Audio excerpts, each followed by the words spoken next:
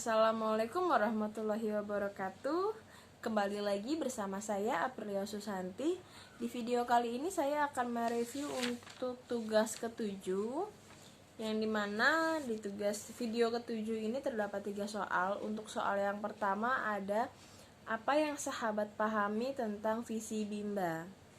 Visi Bimba sendiri ini adalah membangun generasi pembelajar mandiri sepanjang hayat, yang dimana setiap kata ini memiliki makna. Untuk makna yang pertama adalah membangun generasi pembelajar.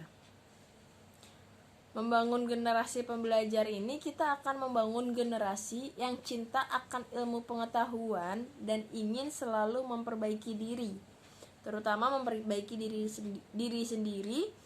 Apabila hari ini melakukan kesalahan, maka esok tidak akan terulang lagi dan kita harus belajar dari kesalahan kita. Dan untuk kata yang kedua adalah mandiri, di mana mandiri ini kita akan membangun generasi yang tidak bergantung kepada orang lain dan juga siapapun, dan hanya bergantung kepada diri sendiri dan juga Tuhan yang Maha Esa.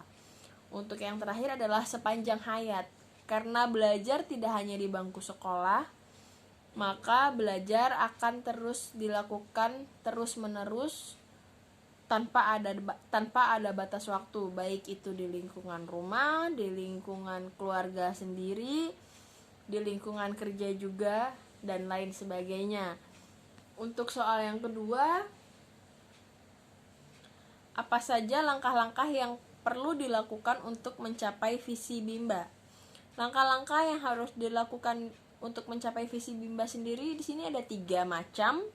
Untuk yang pertama adalah mensosialisasikan kata Bimba. Kenapa sih kita harus mensosialisasikan kata Bimba gitu kan? Karena filosofi hidup manusia itu adalah ingin mencapai kebahagiaan. Maka dari itu kuncinya jika ingin mencapai kebahagiaan adalah belajar. Dan untuk menjadi pembelajar, maka harus ditumbuhkan minat. Jika sudah tumbuh minat, maka akan menjadi pembelajar mandiri sepanjang hayat yang berdampak sukses, insya Allah. Oke, untuk langkah yang kedua, mensosialisasikan pentingnya menumbuhkan minat baca juga belajar pada anak.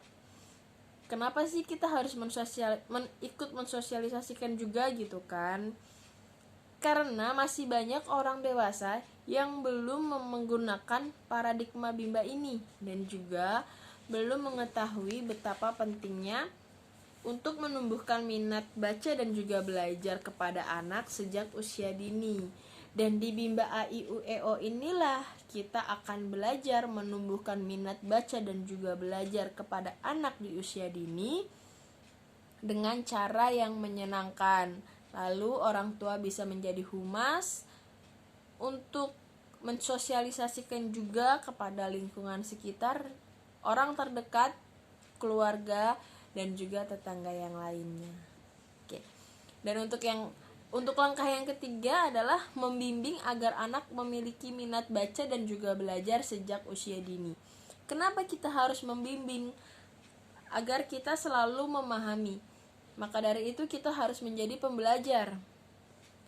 Agar kita harus selalu memahami dan juga belajar memahami anak, mengerti kemampuan anak, agar kita mampu mengarahkan anak, agar kita mampu mengerti apa yang anak sukai, apa yang anak pahami, dan apa yang anak harus lakukan.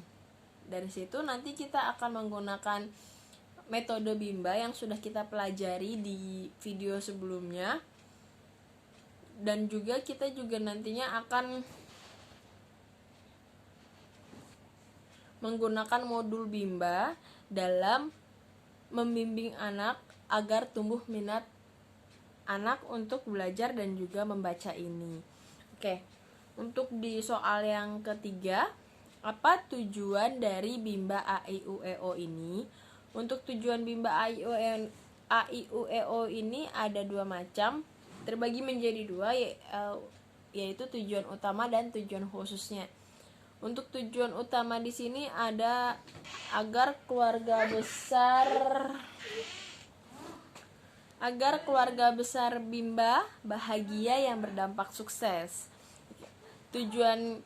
Karena tujuan filosofi hidup manusia yang utama adalah pendidikan dan ingin mencapai kebahagiaan, maka di Bimba AIUEO mewajibkan semua yang berada di komunitas Bimba untuk belajar sebagai orang dewasa untuk belajar. Dengan belajar dapat memenuhi hak anak, yaitu bermain dan juga mendapatkan pendidikan. Untuk tujuan khususnya menumbuhkan minat belajar anak secara intrinsik. Tujuan khusus Bimba ini sejalan dengan tujuan ilmu filsafat pendidikan, yaitu dengan kemampuan yang dimana menumbuhkan minat belajar kepada anak ini harus dengan cara yang menyenangkan, karena jika prosesnya ini menyenangkan untuk anak, maka anak akan mengulang, dan jika anak terus mengulang, maka anak akan semakin terampil, dan jika anak semakin terampil, maka anak semakin mampu, dan di saat anak mampu inilah maka akan tumbuh minat baca dan juga belajar kepada anak sejak usia dini. Dan nanti jika anak sudah terampil, maka anak bisa melakukan ke tahap selanjutnya.